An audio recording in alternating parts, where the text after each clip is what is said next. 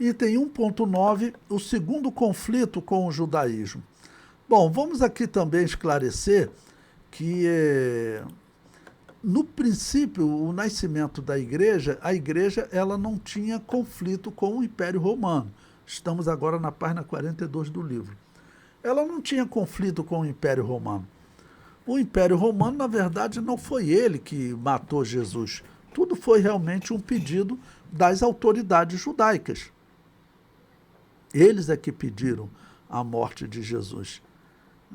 Então, nesse período da história, não existe conflito com o Império Romano. O princípio da perseguição que os cristãos sofrem vem do judaísmo, porque os judeus eles não queriam aceitar que Jesus era o Messias e também não queriam que as pessoas pregassem que ele é o Messias. Bom, então, segundo conflito com o judaísmo, está em Atos capítulo 5, a partir do versículo 17. Então mantenha aí a sua Bíblia aberta.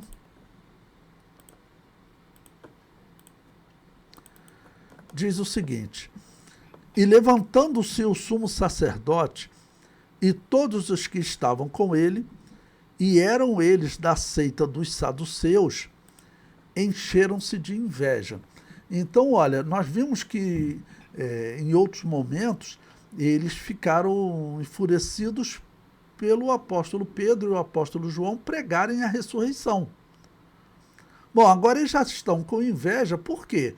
Eles eram saduceus. Eu já expliquei em outros momentos para vocês o que eram os saduceus. Eles não acreditavam na integridade das Escrituras.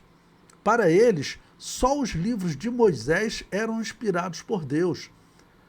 Assim, você tinha livros como o profeta Isaías, Daniel, né, profetas que falaram muito, principalmente Isaías, falou muito sobre a vinda do Messias.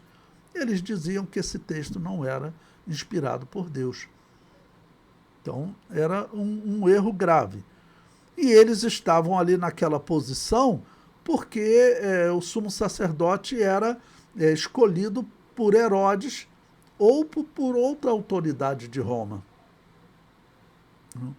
Então, eles aqui já estavam com inveja, vendo todos os sinais que os apóstolos estavam fazendo. E os apóstolos estavam fazendo isso aonde? Em Jerusalém e no templo, que era o local que os sacerdotes trabalhavam e onde eles recebiam também ofertas. E vamos considerar, muitas das ofertas que eram enviadas para o templo, agora já não iriam mais para o templo, porque as pessoas estavam, vamos dizer, deixando o judaísmo e seguindo o cristianismo. Nós sabemos que a riqueza que havia no templo em ouro era algo assim difícil de calcular. Mas nós sabemos pela história que o Império Romano, eles provocavam revoltas entre os judeus nos anos que vão se seguir até a destruição no ano 70. E qual era a finalidade deles provocarem os judeus? Se os judeus se revoltassem, eles podiam atacar e aí eles saqueavam o templo, que tinha muito ouro lá dentro. Tanto que no saque do ano 70, se você procurar na internet, existe uma foto, por exemplo, dos romanos levando castiçal de ouro. Foi uma das peças de ouro que eles fizeram, né, que eles levaram para Roma. Então, eles fizeram, na verdade, um grande saque, né? Bom, e no versículo 18, lançaram mão dos apóstolos e os puseram na prisão pública. Ok? O versículo 19, ele diz: mas de noite um anjo do Senhor abriu as portas da prisão e, tirando-os para fora, disse: ide, apresentai-vos no templo e dizei ao povo todas as palavras desta vida.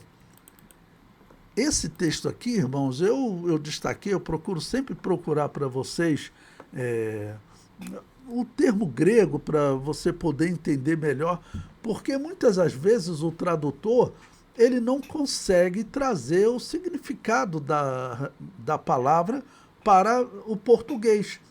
Às vezes, até por conta do significado, trazer um texto mais longo, que é o caso da palavra grega aqui traduzido por vida, né?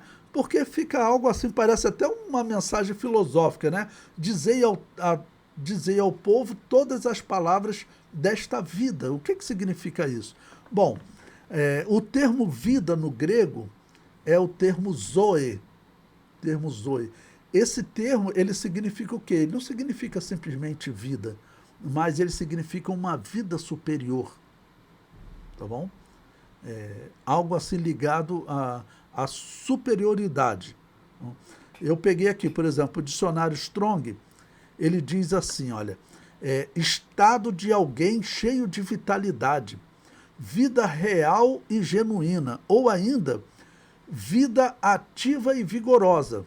Entendeu? Traduzir, assim, você tem que, então, na tradução, você colocar que é uma vida superior, é algo superior, e não simplesmente traduzir por vida. Bom, eu coloquei aqui, por exemplo, uma tradução que eu sugiro para esse versículo, né? Eu traduziria assim, ó, ide apresentai-vos no templo e dizei ao povo todas as palavras desta vida espiritual genuína e superior. Onde ele traduziu só vida, o significado do que o anjo está falando para ele, tá ok? É de algo genuíno e superior. É essa mensagem, tá ok? Genuína e superior. Essa mensagem espiritual genuína e superior. Ele estava comparando a quem? Comparando ao judaísmo e também ao paganismo. É claro que o judaísmo, vamos dizer, ele está bem à frente do paganismo. O paganismo é servir ao demônio mesmo. Mas o judaísmo, ele estava tão corrompido que eles não serviam a Deus.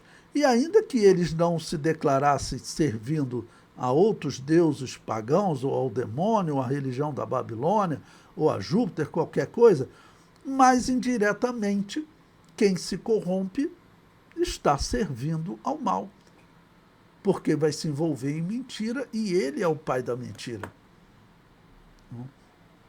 Então, essa palavra grega zoe, o dicionário Strong, ele coloca ela com esse significado. Então, você pode traduzir como uma vida superior, e como ele está falando de vida espiritual, para não ficar só no sentido filosófico, né? Falar as palavras dessa vida parece algo filosófico, mas, na verdade, a intenção olha, o que vocês estão vivendo é uma vida espiritual superior, genuína. O que o judaísmo nunca foi.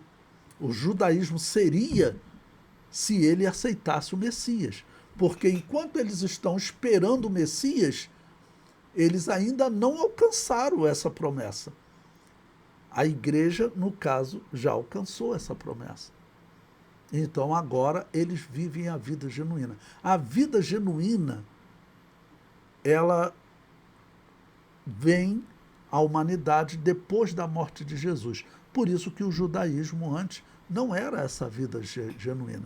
Tanto que é dito que o Espírito era dado em porções. A ação do Espírito Santo era menor.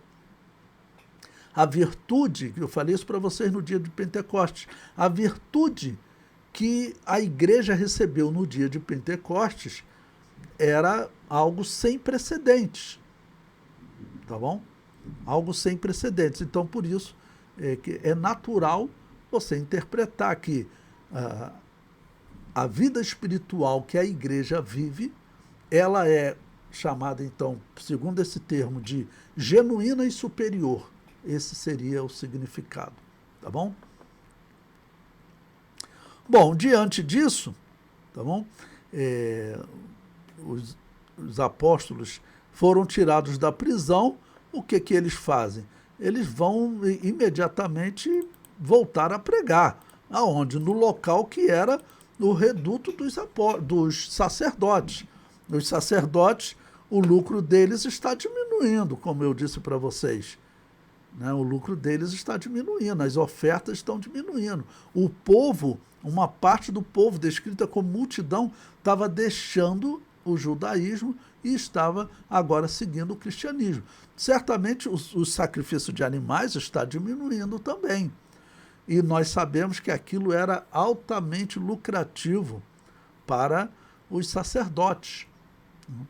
Então, eles estão envolvidos em inveja pelas operações que eles estão fazendo, por isso mandaram prendê-los, tá ok?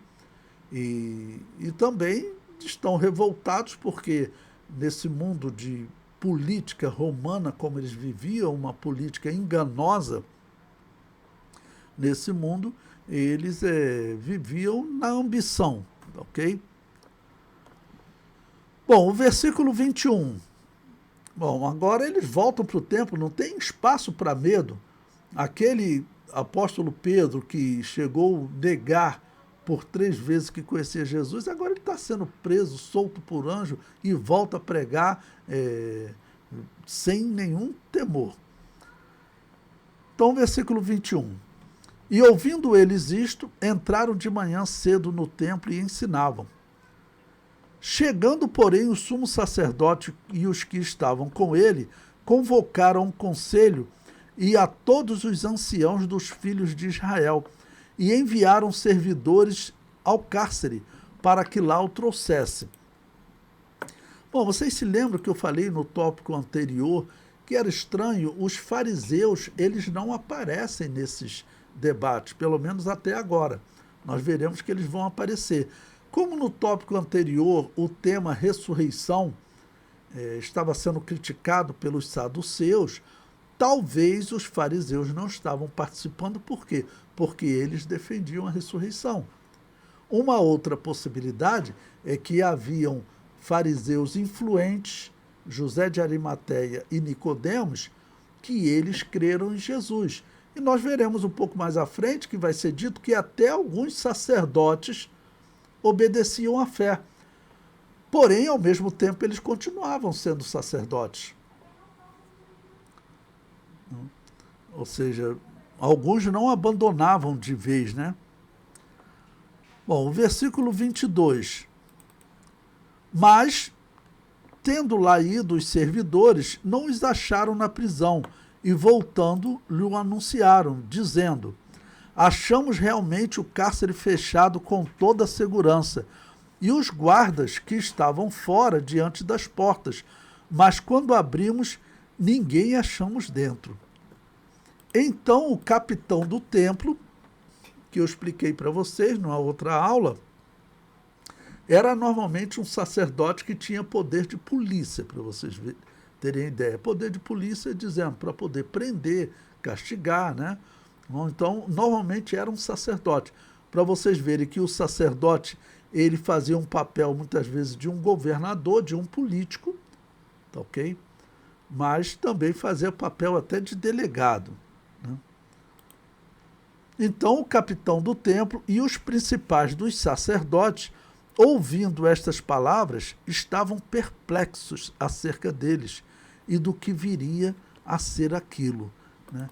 Ou seja, eles estavam vendo que realmente o cristianismo era diferente. Eles tiveram o testemunho daqueles soldados, né, que falaram do anjo que veio e removeu a pedra, e tanto que tiveram que comprar os soldados para eles mentirem. Então, esses homens, eles estavam realmente vendo agora sinais, maravilhas, além aquela atitude errada deles, né, de pedir a condenação de Jesus. É claro que não tinha motivo para isso, eles foram inventando, levaram falsas testemunhas, mas a dureza de coração, a pessoa que vai se envolvendo em política, por isso que eu tenho um cuidado tremendo, sabe? Tenho um medo tremendo. Já teve pessoas que falaram na convenção: pastor Levi, se eu assumir um cargo, eu vou querer que você assuma um trabalho educacional. Eu falei, eu até quero, porque eu tenho um projeto educacional. Eu tenho um projeto Porque as pessoas, quando vão para o ensino médio, por exemplo, eles estudam uma história mentirosa. Estuda a história, no ensino médio você estuda a história da Igreja Católica, como sendo a história do cristianismo.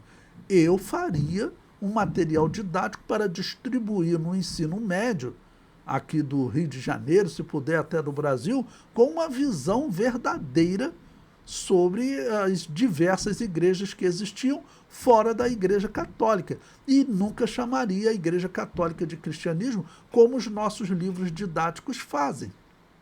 Então eu tenho esse projeto. Mas assim, você está no meio político, você tem que tomar um cuidado tremendo. Olha, eu faço esse projeto, mas não me peça para me envolver em nada de, sei lá, de receber uma propina, alguma coisa, nada de errado. Então, um trabalho didático, pedagógico, eu faria. Mas para todos que se envolvem de alguma maneira com político, mesmo que seja contratado para fazer um trabalho, tome muito cuidado, porque a política no Brasil talvez seja, aí na história, uma política que reflita bem a política dos romanos. A política no Brasil, infelizmente, irmãos, é uma política caracterizada pela mentira, pela negociata. Eu falo com tristeza até para condenar, né? Porque o ímpio que vê esse vídeo na internet, ele pode ter visto aquela notícia de pastores lá que se corromperam pedindo propina em forma de Bíblia. Isso é uma coisa horrível. Esses homens, se algum dia eles tiveram a fé verdadeira, eles perderam. Eu não posso dizer que esses homens sejam cristãos. Não, que eles estavam ali envolvidos com política, e na política é assim, mas o cristão em qualquer lugar, ele é cristão. Foi chamado para fazer um trabalho ou educacional, ou outra coisa, resolveu aceitar, mas continue sendo cristão. Então esses homens estavam vendo realmente sinais, maravilhas. E agora, como que esses homens saíram lá da cadeia? Está tudo fechado. Eles estão vendo, olha, existe realmente uma operação especial, diferente. Tá bom? E no versículo 25, e chegando anunciou-lhes dizendo, eis que os homens que encerraste na prisão estão no templo e ensinam ao povo. Ou seja, o próximo passo vai ser eles fazerem um novo interrogatório, prender e fazer um novo interrogatório aos apóstolos, né?